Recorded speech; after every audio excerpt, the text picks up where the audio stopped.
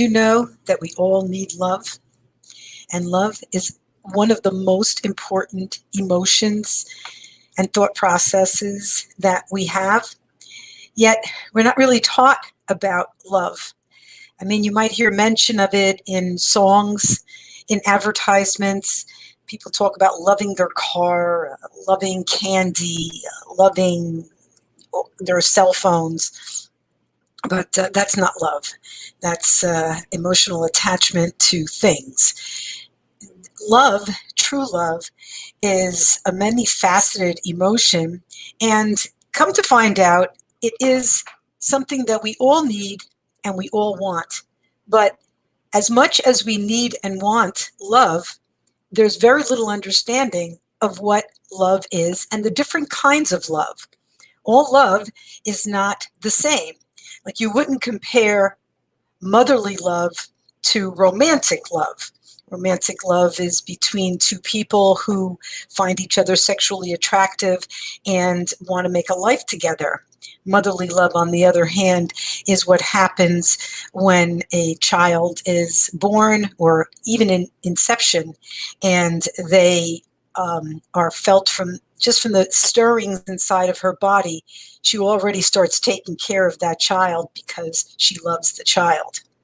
So I want to talk about love today because it is such an important part of our lives, and yet not doesn't get a whole lot of coverage.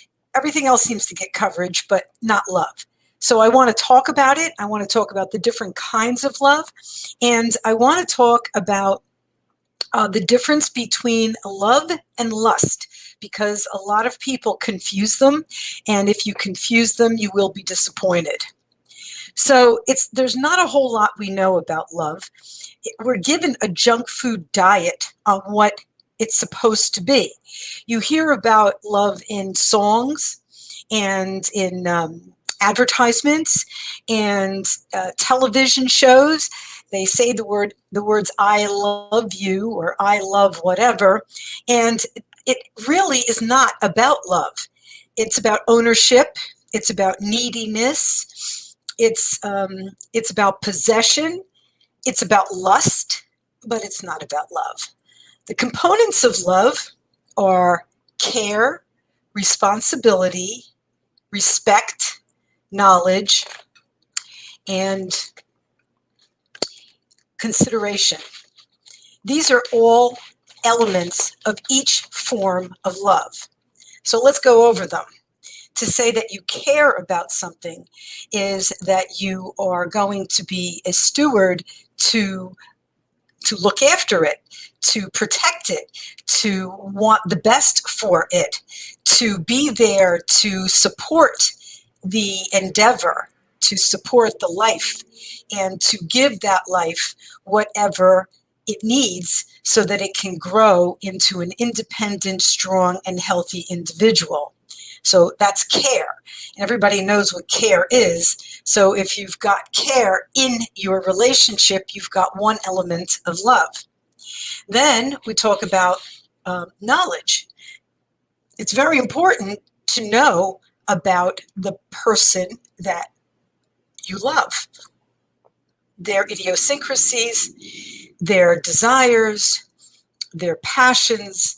It's really important. If you don't know these things about the person, then you really can't say that you love them, because you really don't know them. You don't know what motivates them, what gets them going, what excites them. So knowledge is super important, knowledge of the other.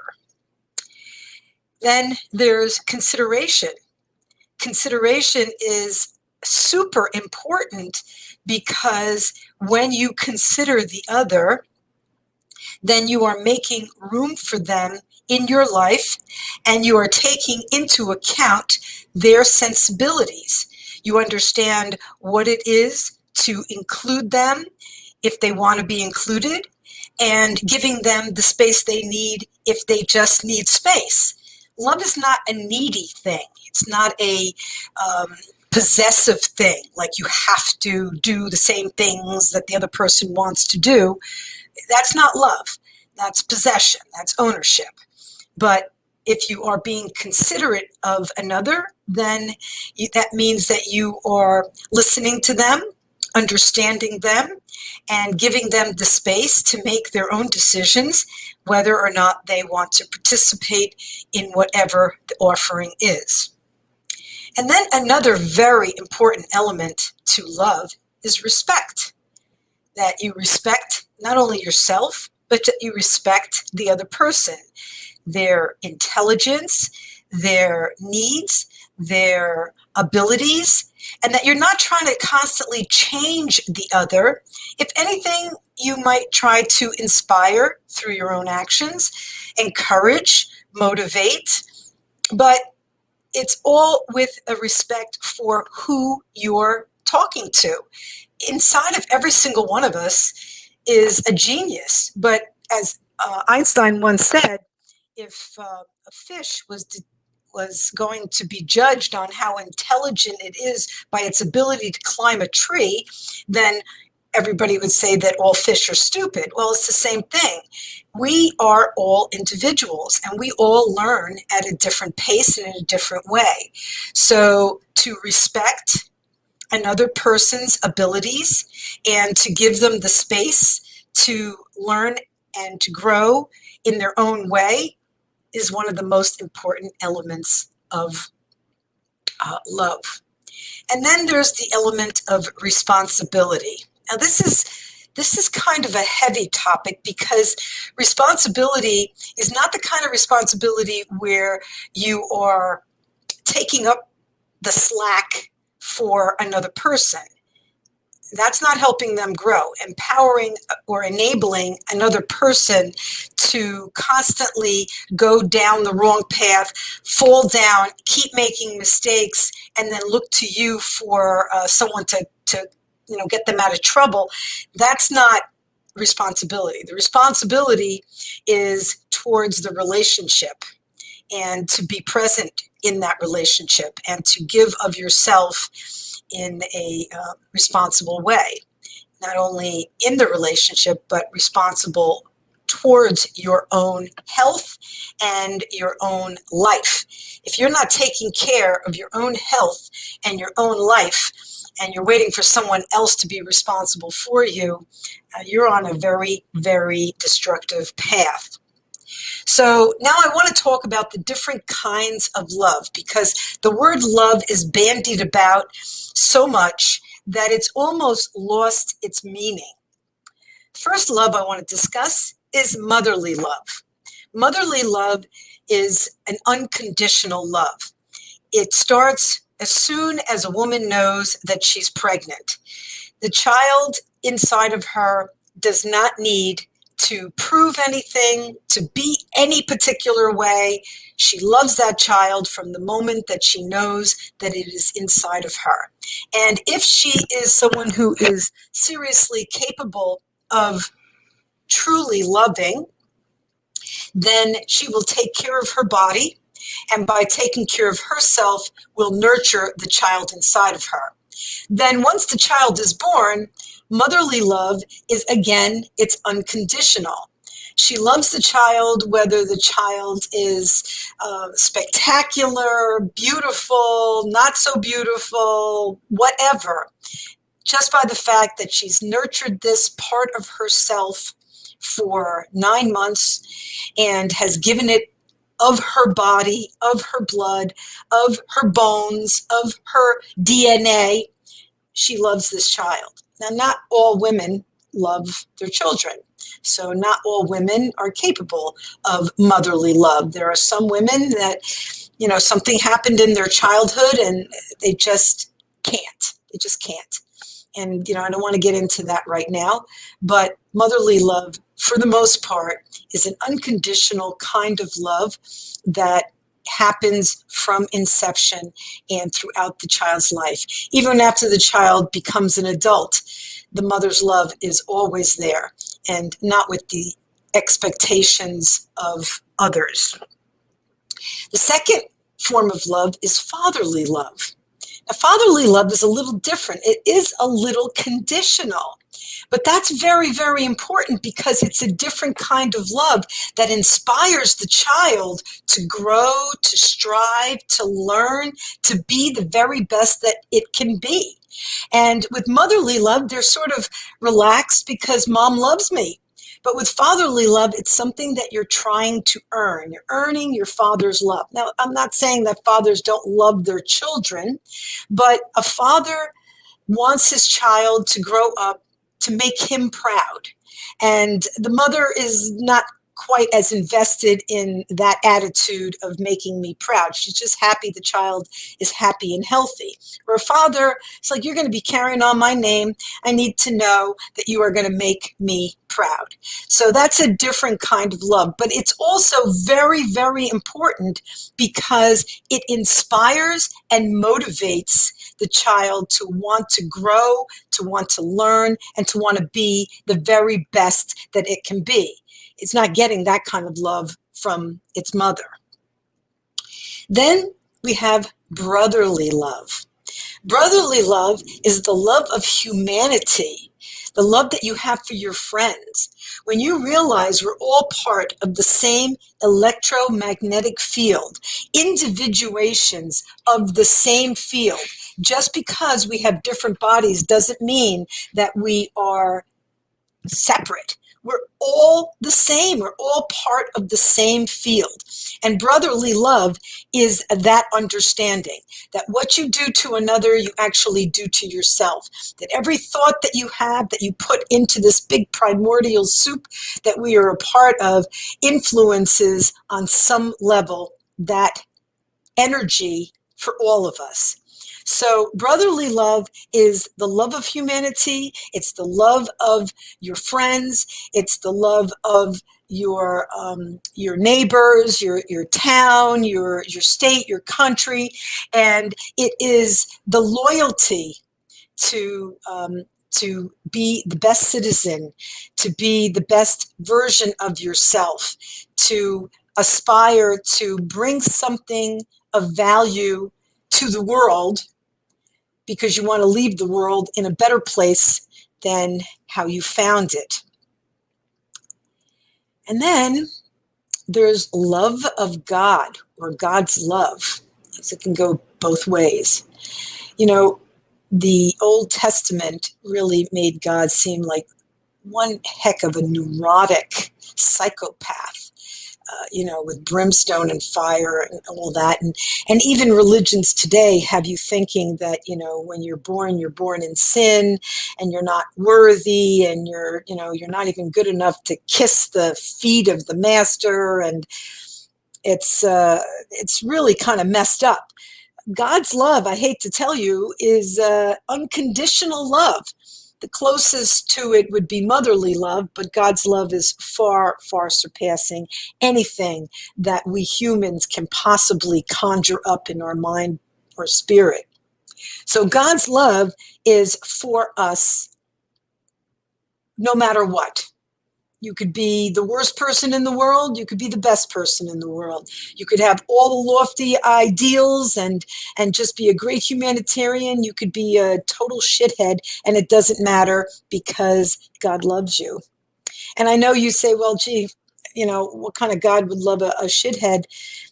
All of us are creations of the Creator, and the Creator lives through all of us and experiences itself anew in each and every one of us. And we all end up in the same place. The light that is inside of every single one of us is the exact same. What our left brain chooses to do with the body and chooses to do with the direction of the body is its call. It shouldn't be. It should be the right brain, but so many people are not in touch with their intuitive divine side. So it's the left brain that's kind of leading them to destruction. But regardless of whatever kind of choices you make or mistakes you make or tragedies you find yourself in, God loves you. And if you want to know that kind of love, I would strongly recommend that you meditate. every single day. Every single day that you can plug in and quiet your mind and listen to the intuition and listen to the inspiration and listen to the enthusiasm and get the great ideas and get the great motivations is empowering you as a human being. But that's only if you can shut up the left part of your brain, which is constantly telling you you're not good enough, you'll never make it, don't waste your time, this is a waste of time, I should be doing something else, blah, blah, blah. Calm yourself down. Give yourself at least 10 minutes in the morning to just center yourself and plug into the cosmic energy, which is the light that we're all a part of. And you will see that your life will change tremendously as you go through it. And you'll also find out that you have get a lot more serendipitous events will happen for you if you can calm your left brain down and listen to your right brain a little bit more. And you can really only learn how to do that with the practice of meditation. Meditation is not something that you just do once and say, oh, well, I couldn't do it. That's why it's called a practice, because you practice it every day. I remember when I started meditating back in 2007, it was 5 minutes, and it was the longest 5 minutes I've ever experienced. I mean, I kept on looking, is 5 minutes over yet? And then the next day I set the timer for 6 minutes, and then the next day 7 minutes. Actually, today I meditated for 38 minutes, and it didn't feel like 38 minutes. It felt like 10, maybe.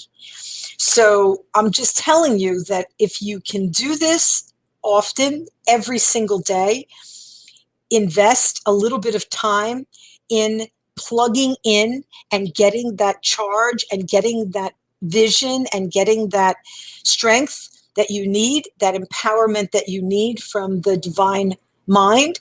It happens through meditation. And in that meditation, you will know that you are loved.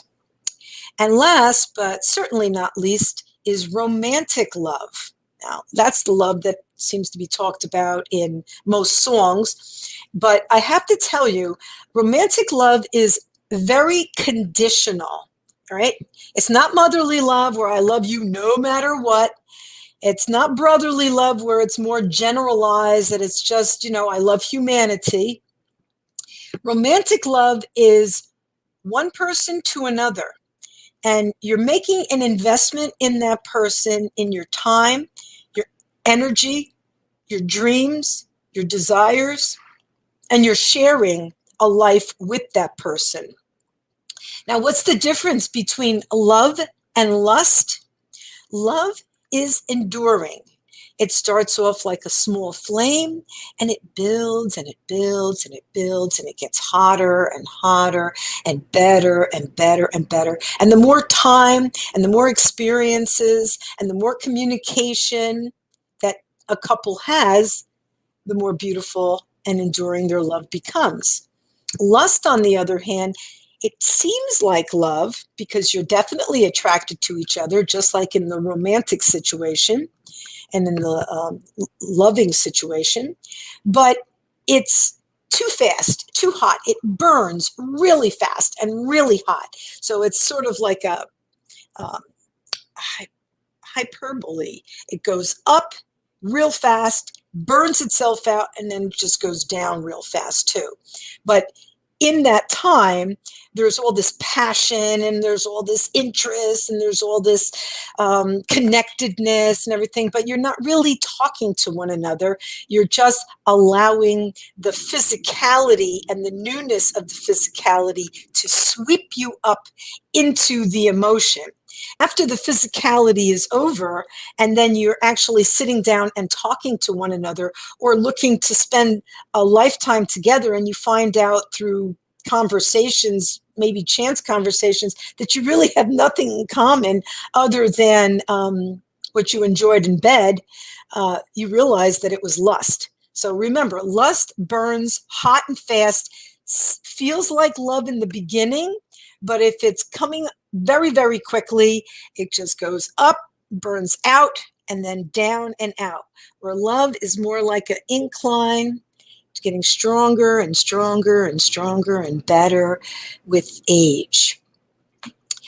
Another form of love that I want to talk about and I really feel should be addressed is self-love. Self-love seems to be the most difficult of all the different kinds of love.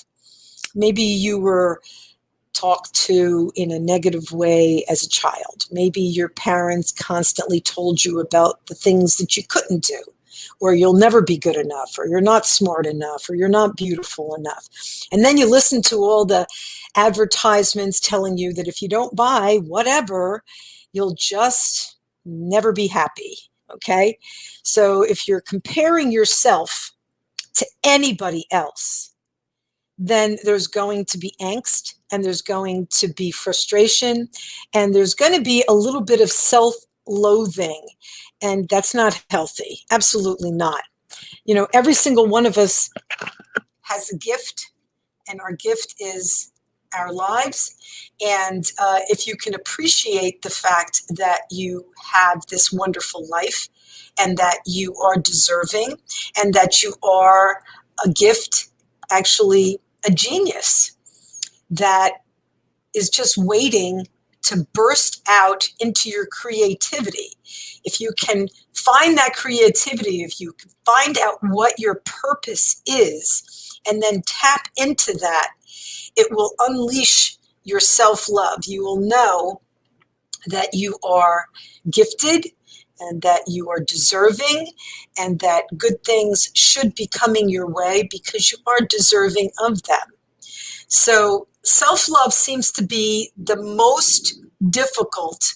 It's easier to love others than it is to love ourselves. We seem to be very critical of ourselves. We look in the mirror and, this is too big and that's too small, and we don't have enough of this, and I'm too skinny, or I'm too fat, or there's just lots of reasons why if we compare ourselves to anybody else, we just don't measure up. So stop doing that.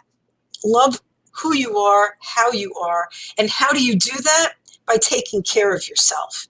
It's so easy to ignore your health because you're so busy taking care of anything else, taking care of your job, taking care of your car, taking care of your kids, taking care of everything else except yourself. Well, bottom line, that's what you're left with. You're left with yourself. And charity begins at home. If you don't take care of yourself, you're really going to be no good to anybody else. So start with loving yourself. Start by putting into your body positive things, healthy foods, allowing only good thoughts to come to you. Don't start your day off listening to the news and getting depressed about the state of the world. Start your day off with a little bit of meditation. Start your day off by appreciating that you have another day, that you can have something in the refrigerator, that you have a home. If anything and everything that you have, you should be grateful for and appreciate that. And then say thank you. Thank you often, and allow only good things into your life. There will be negative things that will come into your life, but that's the nature of life. Life is a dichotomy. On one side is the light, and then the other side is the darkness, and they happen simultaneously. So into every life, a little rain will fall, and if you never, ever had any kind of negative experiences in your life, then you would never really appreciate the positive experiences when they happen, because they would be just an everyday occurrence. So learn to love yourself, treat yourself well, treat yourself as if you are the most important person in the world. And I don't mean by buying lots of stuff to make, to kind of puff up your ego. I mean by taking the time to take care of yourself, to exercise, to prepare your own meals, to have conversations and keep company with people that are uplifting. One little test, and you'll know is if you find yourself in the company of someone that by the time you finish the conversation with them, you feel drained right down to the marrow, maybe you should reconsider that relationship. But if you find that you've been lifted up and that you feel better about yourself and that you're encouraged and that you could see the light at the end of the tunnel, that's definitely a friendship to hold on to. And that's the kind of friendship that you should have with yourself. You should be loving yourself on a daily basis. And I don't mean in a hedonistic way, even though there's nothing wrong with loving yourself physically. In one of my other videos, I talked about self-massage. That's one of the most beautiful and loving things that you can do. So feed yourself right, get enough sleep, and surround yourself with people that are positive. And then this way you will also be able to love yourself as well. So I hope you enjoyed this talk about love. I hope it has given you a little bit of food for thought about really how important love is. If you enjoyed this, please like this video, share it with friends. It's on my YouTube station. It's on this Facebook page. Share it because everybody needs to know the difference in the different kinds of love, and they need to love themselves as well. This is your host, Ellen Nicholas Rathbone from Your Pleasure Incorporated. If you're interested in hearing more about the topics that I talk about, you can visit my website or join me every week for another topic on Your Pleasure daily incorporated into your life. Thank you so much for joining me this week, and I hope to see you again next week, same time, 8 o'clock next week, this week 9 o'clock because I had to do a friend a favor, 8 o'clock Eastern Standard Time next week for our next conversation. Thank you so much. I love you all. Namaste. See you next week.